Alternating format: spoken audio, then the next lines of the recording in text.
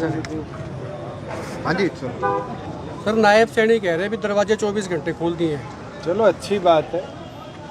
हमने तो 4.5 साल में वहाँ पर आदमी तो बहुत दूर की बात है कि पक्षी उड़ता भी नहीं देखा।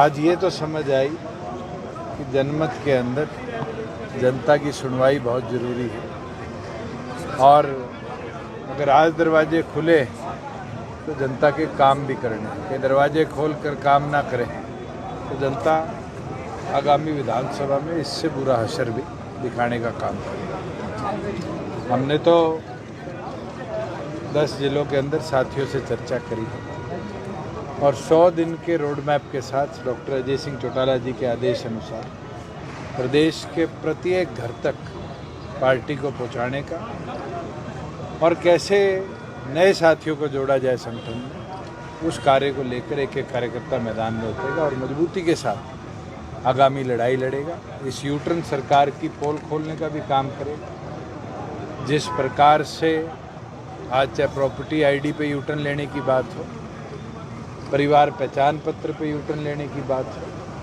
सरपंचों की लिमिट में यूटर्न लेने की बात हो, साफ दिखता है कि जो कार्य खट्टर जी ने करे थे, सैनी जी उन सब पे यूटर्न लेना शुरू कर चुके हैं। और मेरे पास तो आज आयुर्वेदिक डॉक्टर आए थे, जिस तरह का प्रतिबंध रोज़गार में उन पर लगाया है, ये साफ दिखता है कि हरियाणा के लोगों को रोज़गार से वंचित करने के लिए हरियाणा सरकार कदम उठा रही है। और जल्द इसके लिए भी और अन्य जो विषय लॉ एंड ऑर्डर के हैं, हम महामहिम को मिलकर जैसे ही 22 जिले कवर होंगे ज्ञापन भी सौंपेंगे कि प्रदेश के लॉ एंड ऑर्डर सिचुएशन को तुरंत कंट्रोल में लिया जाए, क्योंकि गृह मंत्री के तौर पर नायब सैनी पूरी तौर पर विफल रहे और एक नहीं अनेक इंसिडेंट ऐसे हो चुके जहां अलग अलग जगह फिरौती तो बहुत छोटी चीज़ है, सरेआम गोलियां भी चलाई गई हैं, लोगों की जानें भी गई हैं, मगर गृह मंत्री के तौर पर नायब सैनी जी को ये समय भी नहीं मिला कि वो इन चीज़ों पर अधिकारियों की बैठक भी लें। जो प्रॉपर्टी आईडी का है, फैमिली आईडी का जो इशू है, जब आप उनके साथ सहयोगी थे तो क्या कभी कोई चर्चा हुई थी? उठाते रहे हैं, निरंतर कई चीज़ों में बदलाव भी लाई। जैसे एक रिस्ट्रिक्शन लगाई थी कि बिजली का बिल 6000 होगा, उसको चेंज कराया।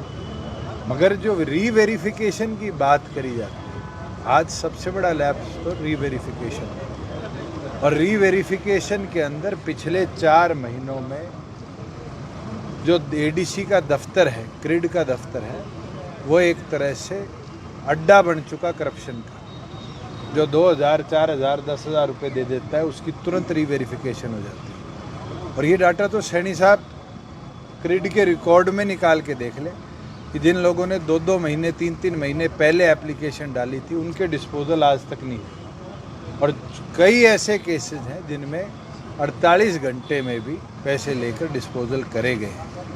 परिवार पहचान पत्र तो एक करप्शन का बहुत बड़ा अड्डा बन चुका है और जल्द तथ्यों के साथ इसकी भी हम पोल खोलेंगे। भूपेंद्र सिंह हुड्डा कह रहे हैं बीजेपी जा रही है, कांग्रेस आ रही है। पहले वो अपनी तो गारंटी ले ले कि वो रहेंगे नहीं रहेंगे।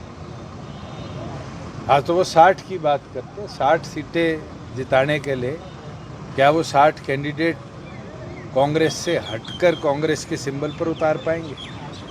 और अभी तो राज्यसभा का चुनाव है। आप लोगों ने मेरे आगे माइक लगाया था लोकसभा चुनाव में और पूछा था कि क्या सरकार अल्पमत में, मैंने कहा था है, पत्र भी भेजा महामहिम को। और उसके बाद जब पत्र चला गया और पत्र चले जाने के बाद कांग्रेस के विधायक भी भागकर गए, 2 गवर्नर को पत्र देकर आए।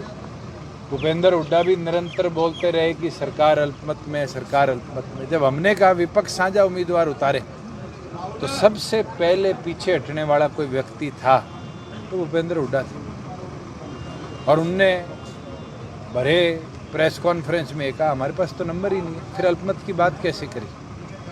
अगर आंकड़े नहीं हैं, विपक्ष को एक करने का दम नहीं रखते तो 60 लाने का दम कहाँ से रखते हैं? उन्होंने आपके पाले में गेंद डाल दी। उन्होंने कहा कि अगर मैं तो आज कहता हूँ एक साझा उम्मीदवार वो चुन ले, कोई शहीद के परिवार से चुन ले, कोई खिलाड़ी चुन ले, कोई ऐसा सामाजिक व्यक्ति चुन ले।